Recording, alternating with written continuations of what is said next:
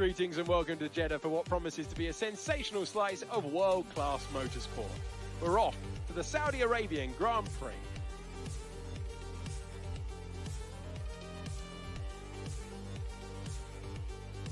So let's take a look at a topographical map of the Jeddah Street circuit. As you can see, a number of challenging corners for the drivers to master here.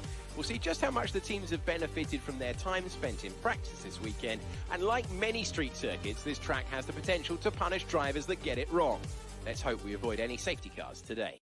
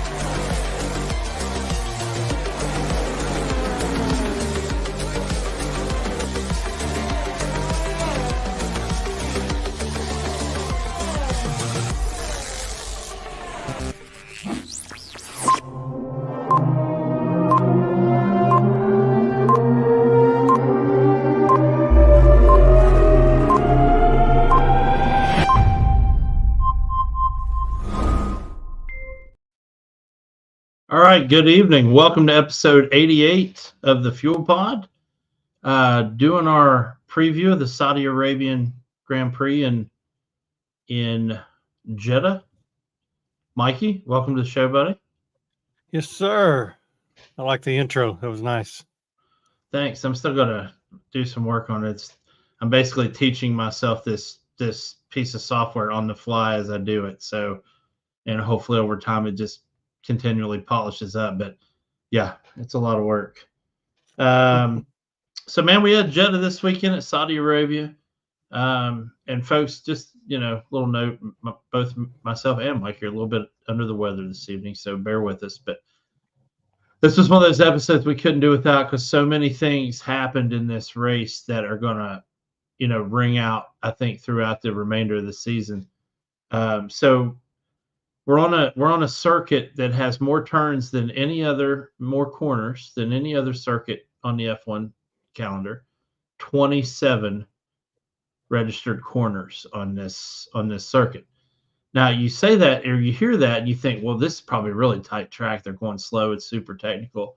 No, this is a super high speed track, and depending on whose car you're fortunate enough or cursed enough with driving, you're spending 70 to 76% of that time flat out at full throttle.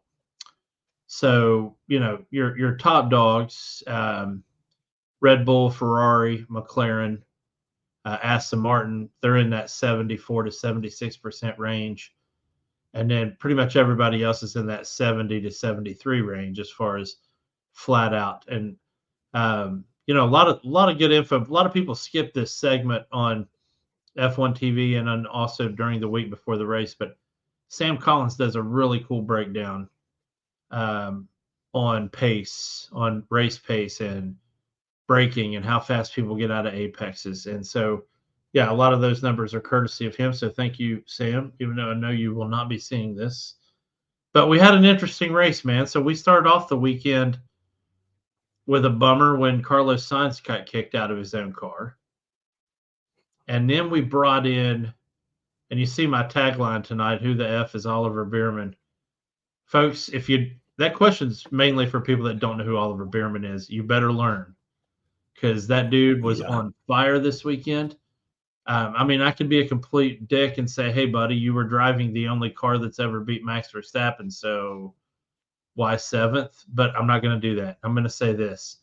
So the guy qualified pole for the F2 race at the same track this weekend. And then he was told he had to come and take Carlos Sainz's spot. So he had to give up pole position in an F2 race to come race F1. First world problems, I get it. gets in that car and only has an hour in it before An hour. before he has to race in it. He qualifies P11 in a Ferrari, which kind of bugged me a little bit, but I get it. He's nervous and he's 18 years old. I mean, kids Would he only miss Q3 by 0.3? yeah, something like that. It was something crazy. But, you know, like I said, I get it. He's nervous. It's his first time driving Formula One for real. So He's got an hour of an experience in it. yeah. So gets in the car for the race. And, you know, I'd be hard. There were times when I was like, dude, you got to get in there. You got to dig in. But still, I'm absolutely pleased with what he was able to do with that car. He kept Ferrari with both cars in the points. I know Charles Leclerc was happy about it, but I think the only reason Leclerc was happy about it was because he knew Bierman wasn't going to challenge him. So people can say whatever they want for his opinions, but like he was over the moon about Bierman. Every time they asked Charles, yeah, he did a great job. He was wonderful. And I was like, yeah, because he didn't challenge you at all. He didn't take any thunder away from you, really. So anyway, look forward to hearing Bierman's now. He's going to be somewhere soon. You know, so it'll be interesting to see where he goes. Like maybe he spends a year on Haas, maybe, who knows? I don't know what your thoughts are on it, but I don't think he'll go straight into the big car. Super impressive. And you may want to get into this later. It was so grueling on him that did you see who helped him out of his car? Was it his dad? No, Humble Ham was there to help him out and be the first to congratulate him. I believe it because his dad was too busy walking around shaking hands and taking credit for his son's performance. I wasn't sorry.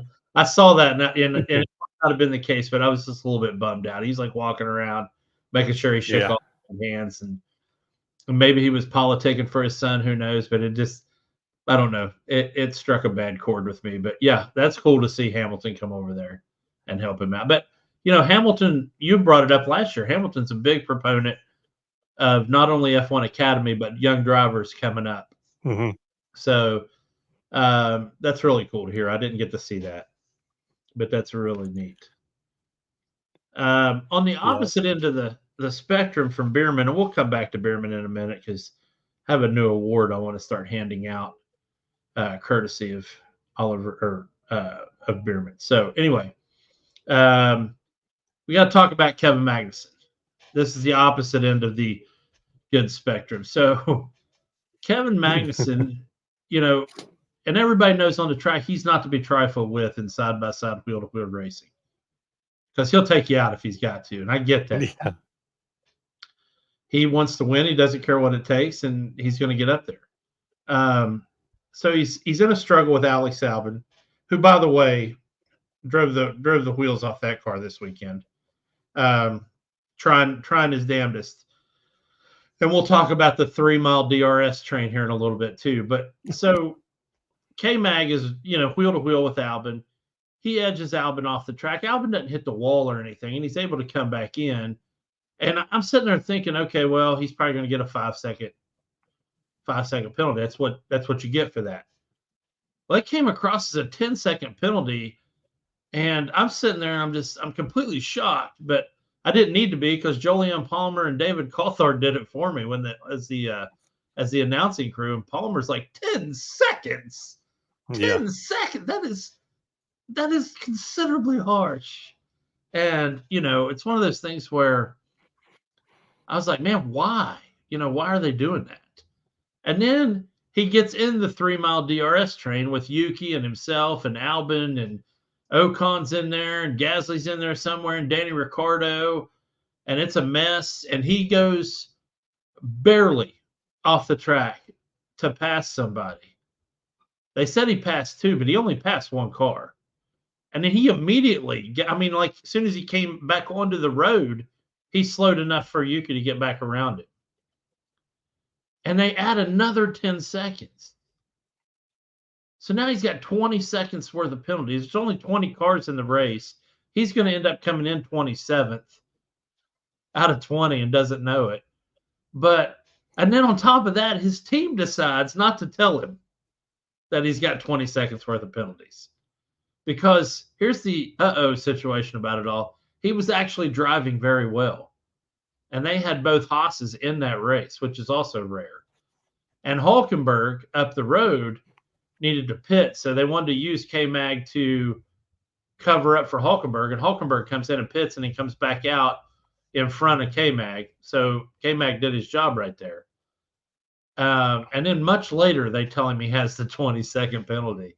Because, Yeah. I mean, if they'd have told him right then, and I get it, if they'd have told him right then, he'd have been like, well, shit, and just kind of backed. You know what I mean? You Mhm. kind of takes the wind out of your sails. But, yeah. So I don't know how I feel about that. I really don't even know what the reaction should be. But they held that information from him so he would do his job, and he did very well. What are your thoughts on that one? I think you're right. If they would have told him right away, he went, well, shit, I guess I'll just make some laps. Yeah. But I think quick thinking on Komatsu's part.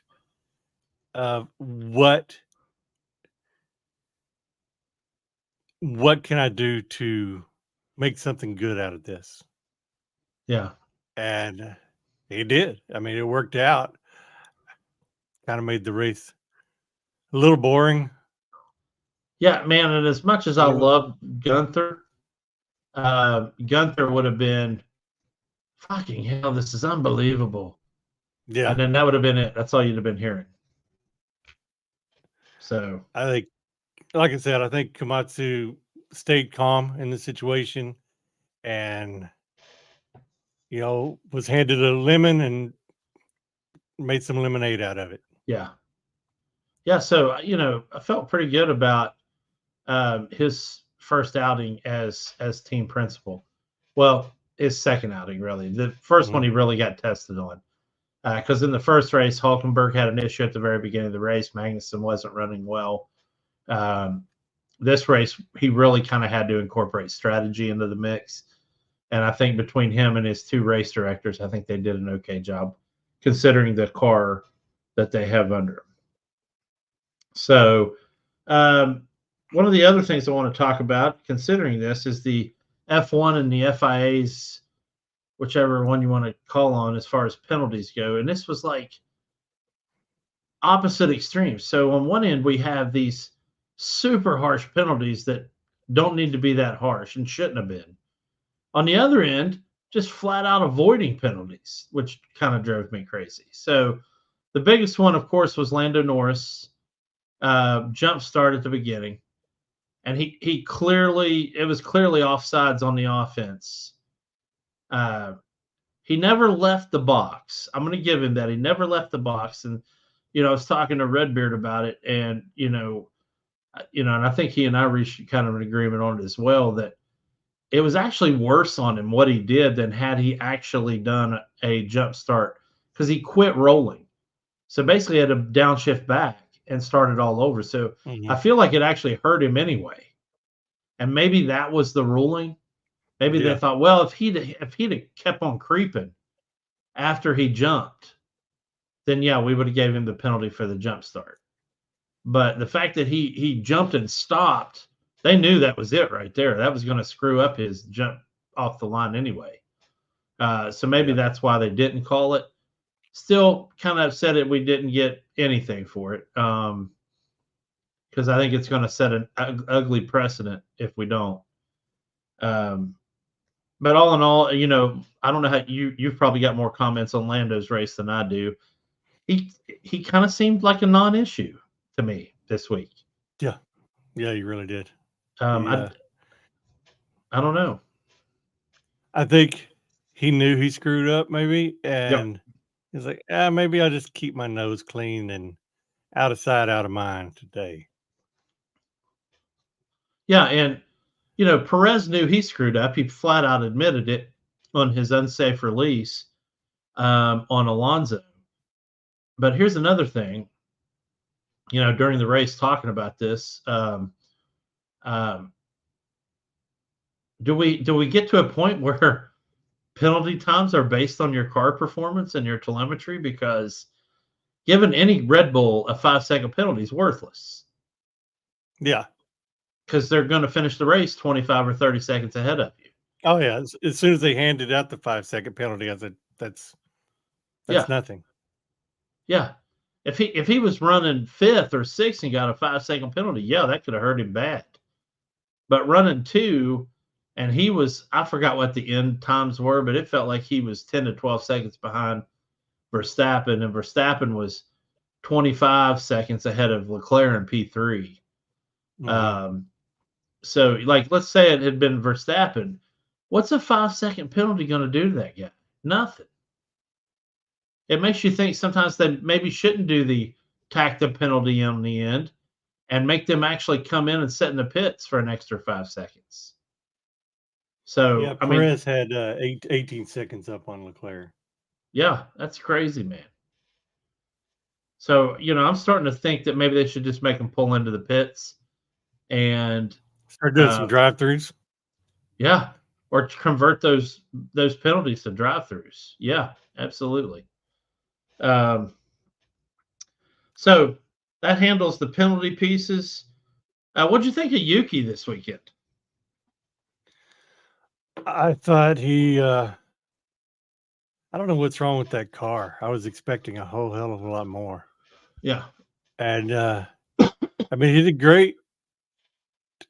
He did okay during practice, qualifying. He's kind of battling one person. Yeah. Well, 2 people, his teammate and himself. He's gonna, after his outburst, he stayed calm this week. And he got stuck behind Magnussen with the Well, rest of them. he did have that wonderful pass on Magnussen towards the end, and he Yeah. worked his ass off for it. Yeah. I mean, what was it for? P13 or something? I think so. Yeah, But it was. by that time it was too late to, Yeah. what are you gonna do? But I'll tell you, man, that group of guys right there in that little segment, that had to be probably the best racing that happened on Saturday. Because like I said, you had Yuki, you had Magnussen, you had Albon, you had Ocon, you had Gasly, you had one of the kick Saubers, Bottas, you had Ricardo. At one point, you had Hulkenberg in the mix, although he distanced himself from him. So, you had 5 or 6 cars, everybody all but with DRS. Everybody but the 2 DNFs and Sargent was in one pack. Yeah. And yeah, there was good. I mean, it was edge of your seat racing. But here's what I wonder: if that, and I know why Magnussen did it, but is that good for the sport? I'm thinking about new people coming in and seeing that, and seeing the entire bottom 10 just stuck behind some dude. Yeah. You know what I mean? Yeah, but I don't think those guys care, man. It's like once you get a seat in Formula One, they're like, I'm a Formula One driver, and that's the end of it. Yeah. I mean, yeah, they obviously all would love to be in an RB20, but we're not there yet where we're using the same car for every single driver. And I'm glad we're not, because I think these teams need to be able to show their individualism and build their own thing. Unlike I just think about, I've got a bunch of new fans that I'm bringing in, and yeah, that's a question I have to answer. Explain that, because they look at it, it's like, well, he was just being an asshole. Yeah, for no reason. I just wonder if that's good for the sport or not. Yeah, I mean, and those are conversations that I think that'll have to happen well above our level for sure. But oh yeah. But but speaking of Norris, let's piggyback that off to Oscar Piastri, who, by all intents and purposes, and when you look at the tail of the tape and the bottom line, had a good race and finished P4. Mm-hmm. But I got to tell you, watching that race, I was thinking of the movie that we all went to see the Gran Turismo movie where David Harbour was trying to teach that kid that he had to commit when he wanted to pass somebody. You know, it wasn't going to be easy. And it really looked like Piastri backed out of a couple of solid passes on Hamilton just because Hamilton threatened to close the door. And it looked like Piastri was backing out before Hamilton made his move. And it really bugged me because, you know, Oscar's in his second year. He's seen what all these guys can do. He had a better car. He had a way faster car than that Mercedes. And like before the braking zone, he was backing out of overtakes. It was like he didn't want to. It's like he had the yips and didn't want to, you know, get in there and take it from him. And, you know, you're never going to get the freebie from Lewis. He's going to do everything he can within the letter of the law to stop you from taking that spot. But Oscar's got to know that, man. I mean, and he's got he's got to reach in there and get it. Hamilton did a great job. Yeah. You know, and he said he was through the corners, Piastri was so much faster. Yeah. But then they'd get on the straight, Hamilton pull away, he'd work his way back up in the corners. And he never did make that move. You know, after the race, Piastri tweeted out, he said, now I'm Mercedes rear wing expert, but I'm 12 points better for it. Yeah. A few more points would have been better there if you just commit. You know what I mean? He had DRS on him for 4 or 5 laps. And he never got it done. I mean, well, it should have been in that car. I'll even say it. If that had been Lando would have got past him a lot faster. Yeah, I think so. I think just the DRS and on the straight, and it's something I was going to ask you about. The McLaren car is they're pulling up tarmac. I mean, they are scraping the ground. You can hear it. It sounds awful. Yeah. I was trying to figure it out with Kinsey. Is like, did they find too much downforce? Well, I mean, I didn't really get a chance to look at the rakes on the cars before the race started. I logged in F1 TV, the actual race portion, literally 5 to 7 minutes before it started. But and they didn't show much in the pregame. But yeah, and that might have just been a mistake they made. But I still think even that car was set up the same for Lando and Oscar, and I really feel like, and it'd be easy to say, well, yeah, but Lando's got years on Oscar. I don't think that's necessarily true with Oscar. He kind of hit the ground running. And so I feel like the expectation people have of his skill should be a little bit higher because he hit the ground running.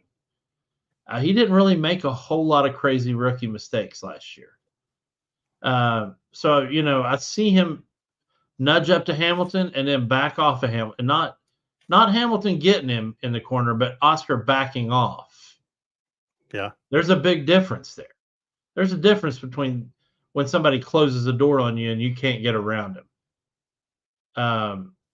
Oscar didn't have that. He just didn't go for it. He made it a couple of times and just had to give it back. Yeah. And it's like he didn't follow on those cases. It felt like he just didn't follow through. Yeah. Because it was like one of those situations where, well, when we get to the next corner, I'm going to be hosed unless I back off. Well, you can't think like that. You gotta push the other guy to back off, basically.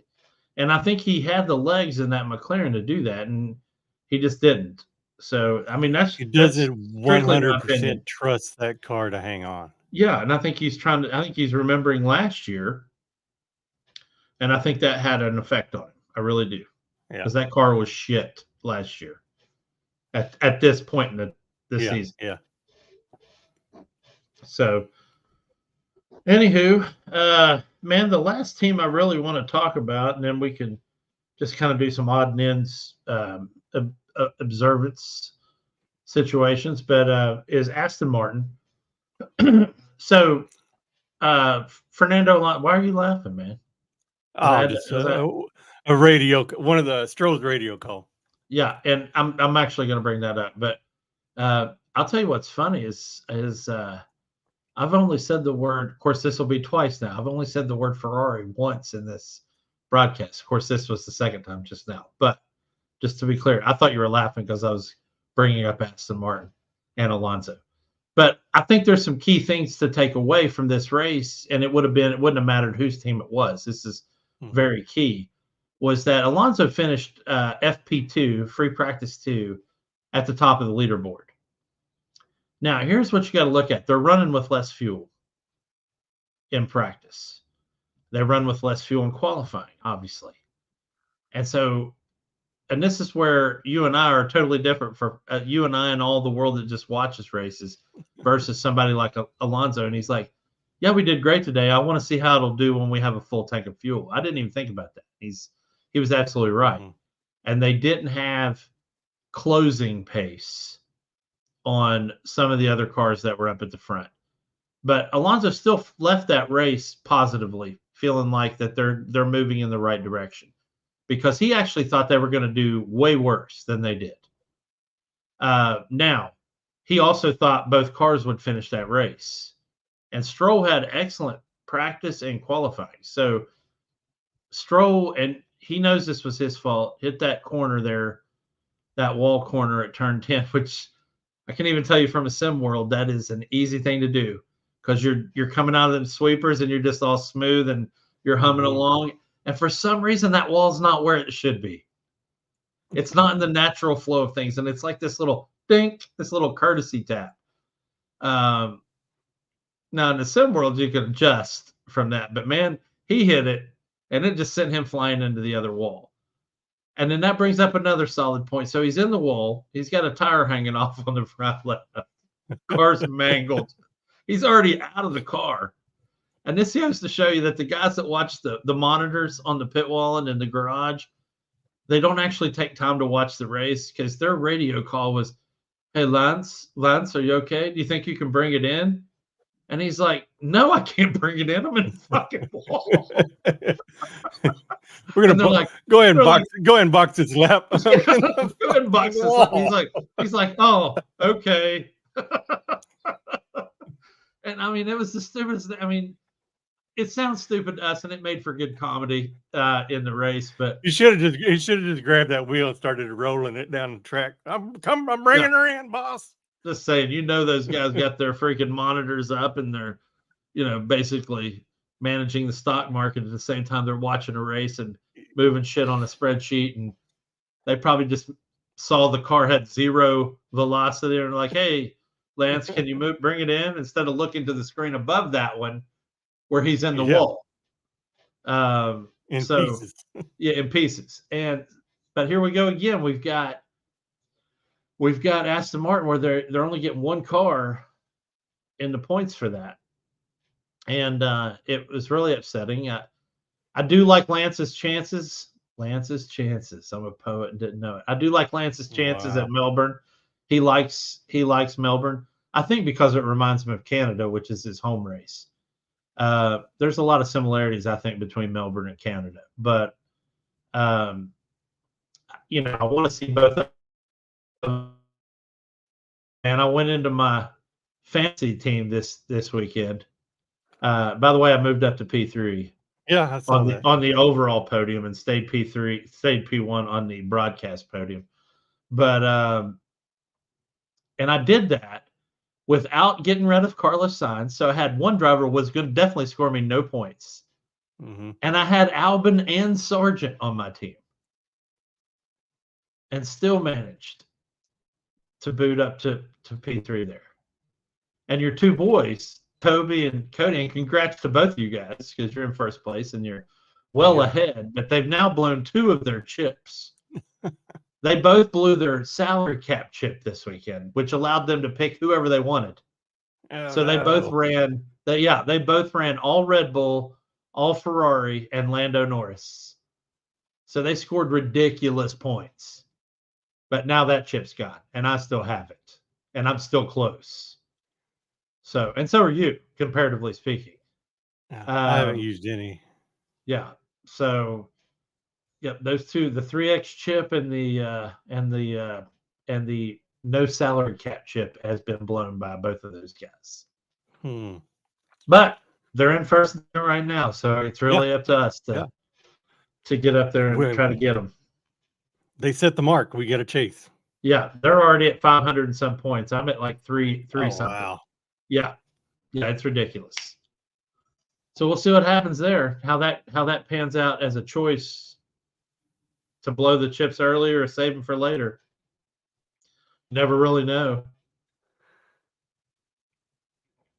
But yeah, I had actually changed my team and was trying to dump Carlos Sainz with like 38 minutes to go, and pick up Russell.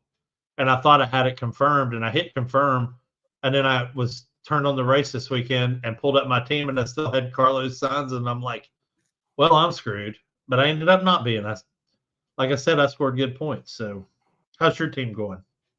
I had Sainz as well, and I didn't want to lose the 10 points for a late transfer, so I just left it. I was thinking Piastri because I did pick him up. Yeah. And I don't know. I'm just kind of biding my time. Yeah. Somehow I got 6 points out of Logan Sargent. So that's a shocker.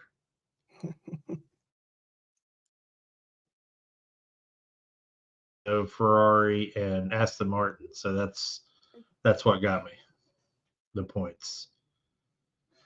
Anywho, man, all in all, Jeddah was a good race. I felt like it was high speed. It was, really fast, not entertaining. A lot of good racing going on. Saw a guy on TikTok this weekend had a piece of black duct tape and put it over the P1 spot for Verstappen on his TV, and he's like, "Look, I fixed F1." And he might be onto something there. So that guy's probably a genius. But may need to get another piece of tape. Australia coming up in 2 weeks. Yeah. Week and 3/4 or whatever. So we got 11 days to lock in your team for fantasy, because that's when and this one will be back to Sunday races. So looking forward to that.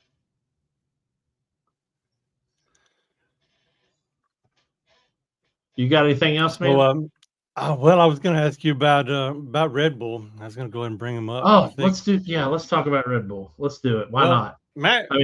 Nobody's talking about Red Bull. Max is Max, but golly, we gave Checo so much shit. But do you think he's showing out this year so far? Yeah. 1-2, doing 1-2. Exactly what he needs to do. Yeah. Easily. Yeah. Is he an option to keep that seat?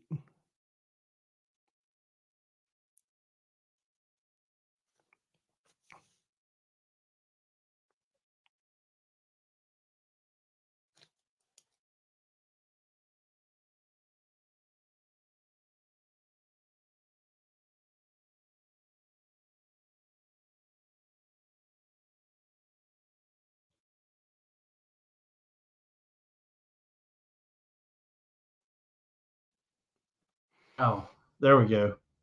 Sorry, folks. Oh no. Oh, okay. I was wondering if that was me or you. We had like another viewer ad, and then it went to black screen. I don't know what's going on with that. Anyway, back to Red Bull. I think yes, if Checo maintains his P2, man, or even P3, I think they'll be fine. I think he'll be fine. I don't think they'll get rid of him for that. But I think he'll end up melting down by Monaco. That's just my call. So I'm thinking meltdown by Monaco. Speaking of Monaco, Jason, who couldn't be here tonight because he had to work, sent me a text yesterday. He goes, "Hey, I got a hot take for you." And I'm like, "Okay, what is it?" He's like, "Fernando Alonso wins the Monaco Grand Prix." And I got to admit, I like where his head's at. Yeah. So I'm like, okay, I'll put it down. I'll put you down as Fernando Alonso wins the Monaco Grand Prix. So we'll see how that goes. Let me see. He said something else too. Let me look that up real quick. Hot take. I think Alonso is going to take P1 at Monaco.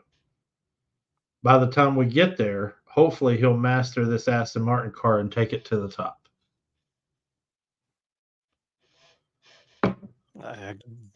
Very well could happen. I mean, he's gonna get the maximum out of whatever he drives. I mean, Monaco's one of those weird races, man. If he can qualify P1, he has a solid chance of winning.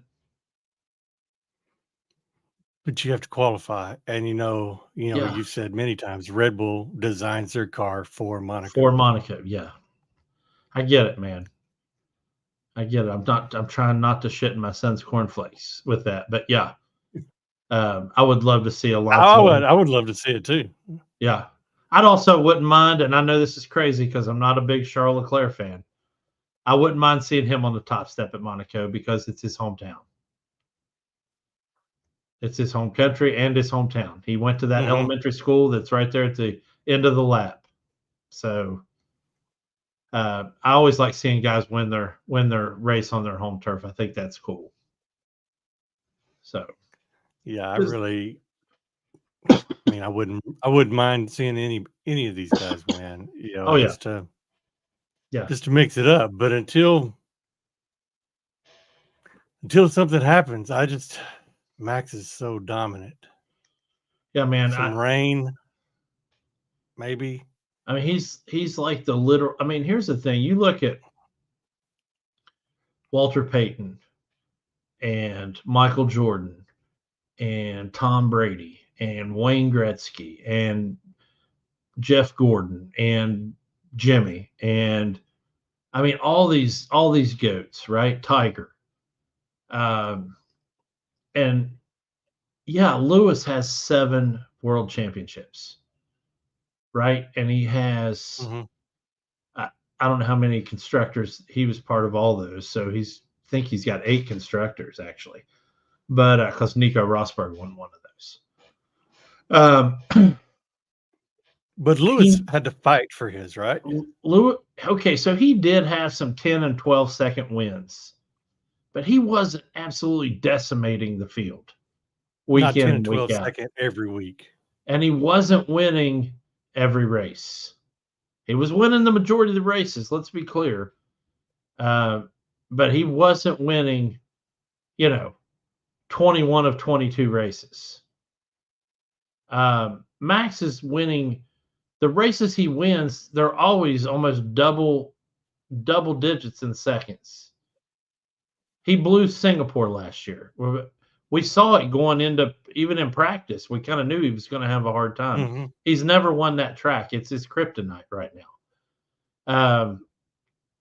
So, even if he doesn't win that one this year, that would be 23 out of 24 races at 15 plus seconds per win. Yeah. I mean, that's murdering the field, man. That's not GOAT status. That's demigod status. That's not, you know what I'm saying? I mean, that's son of Zeus shit right there.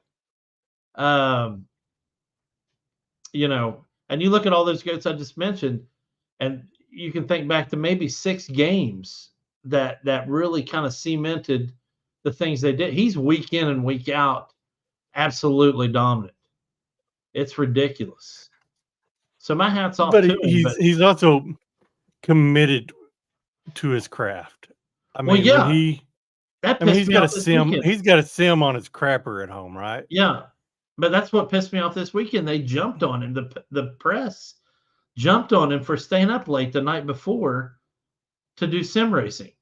And here's my thing: if a guy is, or not necessarily a guy, anybody gender-wise, is underperforming at work, and you find out they're hanging out at the club till 4 or 5 o'clock in the morning, and you're the boss, say something. Hey, man, maybe turn in a little bit earlier. Get to work, right? But if you're coming to work and you're handily destroying everybody on your peer level, I don't give a shit what you're doing in your in your off-duty hours. Do it. Obviously, whatever it is working, right? So, yeah, I could not believe they took the time to pick out that one little thing. We heard you stayed up late Friday night sim racing, and Yeah. I still won by Yeah. 20, There's been so many memes. 26.30 seconds today. So many memes. Professional sim racer Max Verstappen Yeah, wins his part-time job as a Formula One racer, yeah. and He absolutely loves sim racing, man. It's one of his favorite things to do. yeah, It's probably his zen place, which is weird. Most people would get out of the car and that'd be the last thing that they'd want to go play Call of Duty or something. You know, as far as gaming, he wants to go sim racing.